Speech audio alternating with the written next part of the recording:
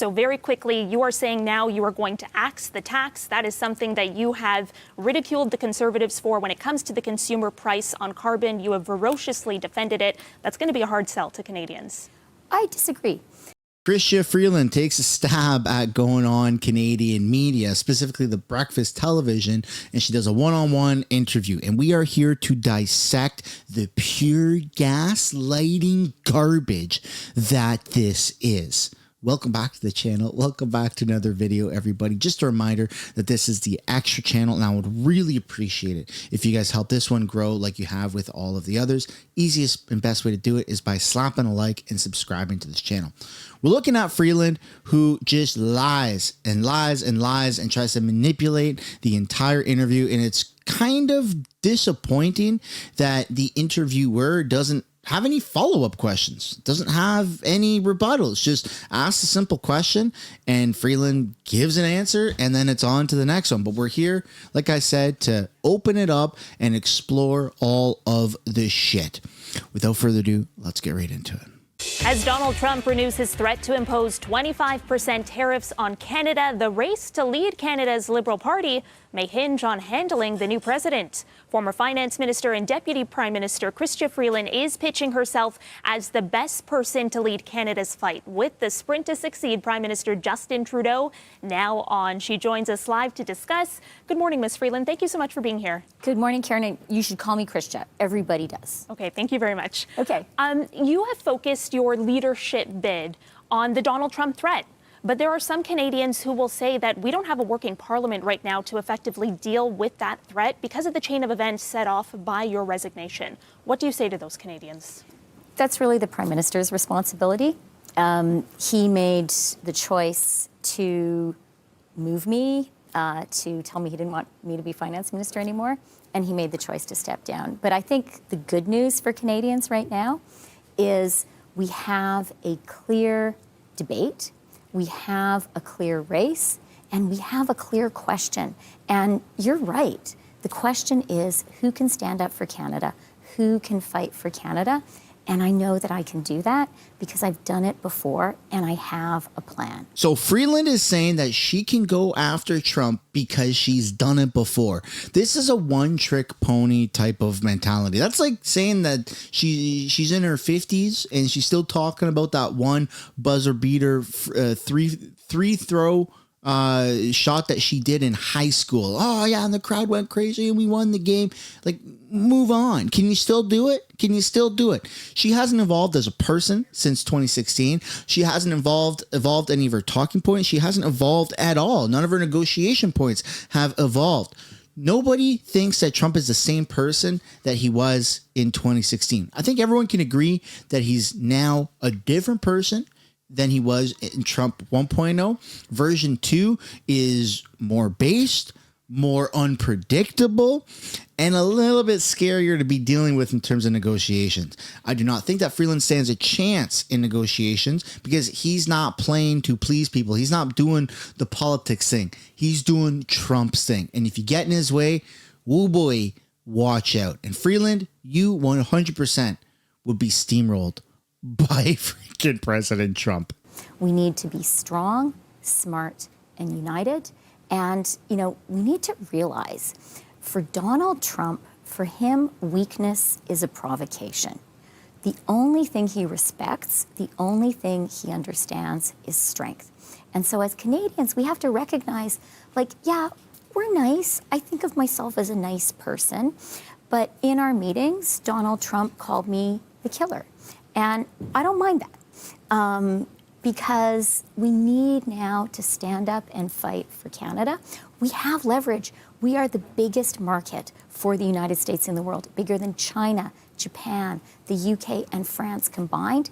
We have to use that leverage. We have to show the Americans that if they hit us, we will hit back. And we have to say, guys, things are great with us right now. You are so lucky to have Canada as a neighbor, and we're happy to have you guys as a neighbor too.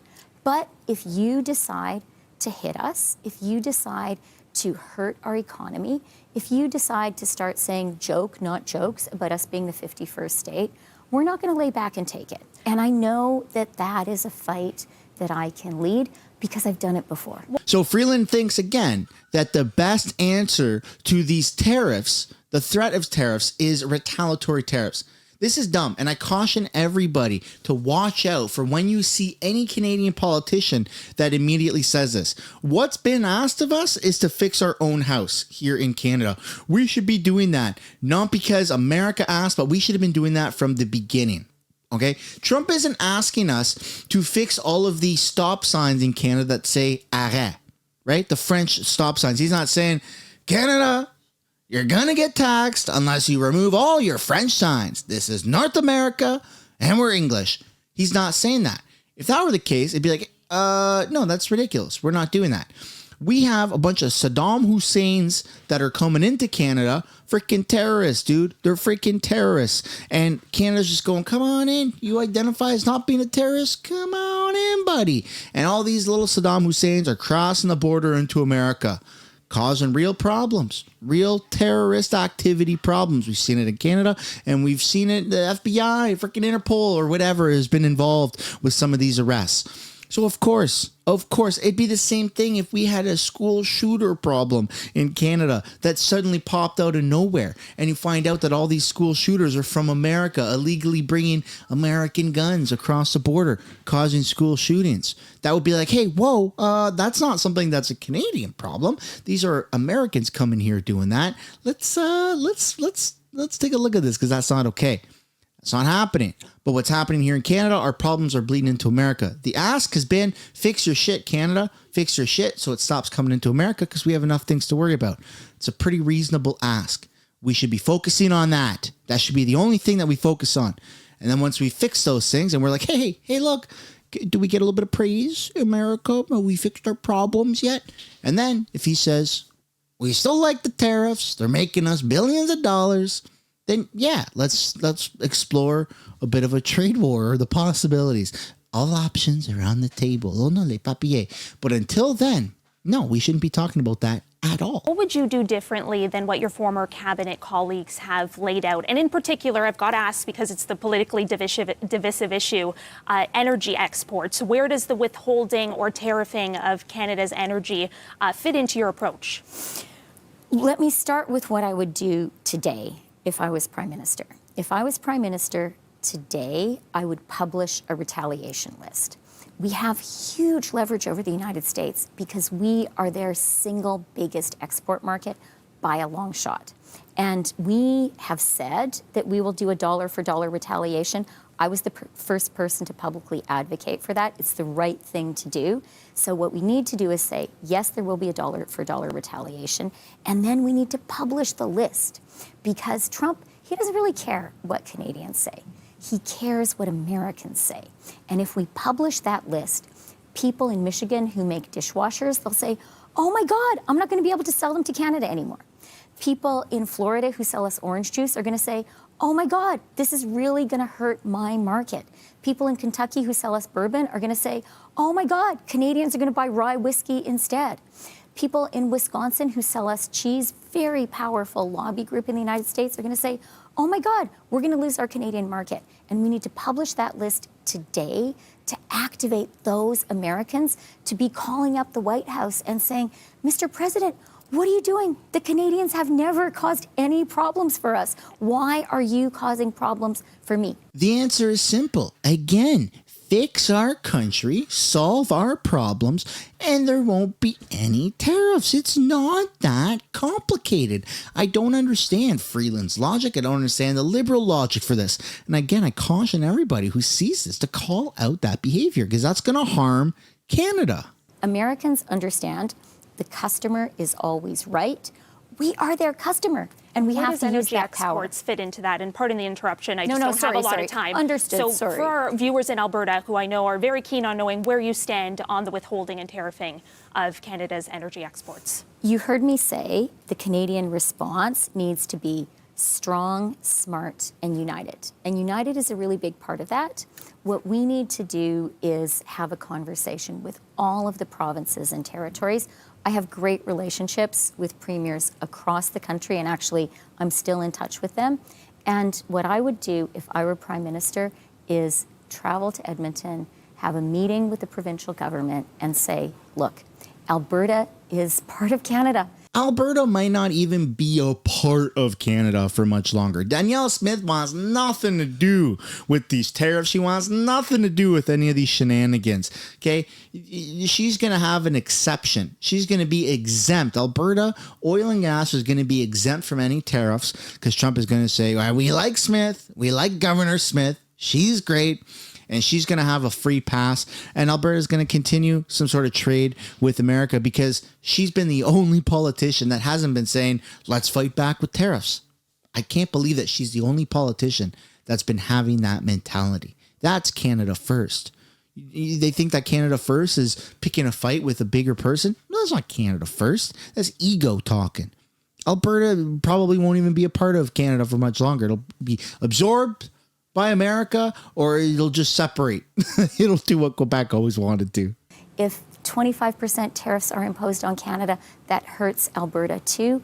Let's talk about a united effort, and I would work with the other premiers to get Alberta on board. I know that I could do that. But to Premier Danielle Smith's point, your government over the last 9 years has foregone opportunities to diversify our market. Energy East, the Northern Gateway pipeline, those would have expanded Canada's access to other markets, but now we are incredibly reliant on the U.S. as an export market for Canada's oil. It was in your government's determination that those products were not in the national interest, but now it's in the national interest to use Alberta's oil as leverage. Is there no culpability there? Well, actually, I'll tell you what I say to Albertans, which is I am the minister who got the TMX pipeline built.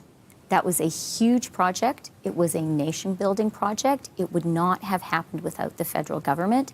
And it is diversification. It gives us a pipeline to the Pacific, huge and more important today than ever. And I would point out the Americans have not managed to build a pipeline to the Pacific themselves. So that trade diversification is something our government did, and actually something that I personally led and that I'm really proud of because, and you know, I knew it was an important project while we were building it, but today we need it more than ever.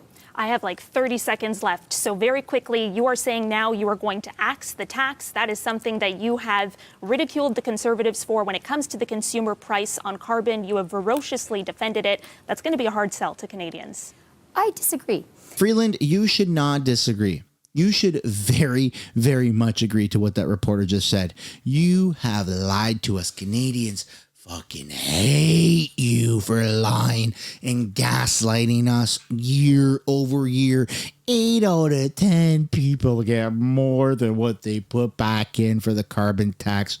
Screw you. And now you're saying we're going to scrap the tax. You've had a eureka moment. All of a sudden you're like, hey, no, we don't need to fight climate change, even though climate change is important. You're trying to play the field. You've already made your bed. You have fucked up for 2 years. You've been saying we need to tax people for climate change, blah, blah, blah, blah, blah, blah, blah. There was no gun pointed to you. You did that out of your own free will. Now you're going the opposite route. I don't think so, pal. That's not going to happen. I think, first of all, we all know climate change is real. We all know we need to act on climate. And I know all Canadians really get that. But politics is also about listening to people. And it's actually a wrong attitude to think you're always right and that your job is to tell people how wrong they are and how they don't understand stuff. Canadians have said really clearly, we do not like the consumer price on pollution. Did you bring that to the Prime Minister? You know what? I was talking about this in Winnipeg yesterday. For me, the turning point was talking to Premier Wab Kinew in Manitoba. He is a great progressive leader, and I met with him right after he was elected. And the first thing he said to me is, could we do a deal on a climate plan for Manitoba that doesn't include a consumer price? And that was the moment when I said, yeah, I went back to Ottawa and I said, Manitoba, with a great new progressive premier, wants a new plan where consumers are not directly touched. That's the system we have for Quebec, right? Quebec has cap and trade, no direct price on consumers. That's what Canadians are telling us they want.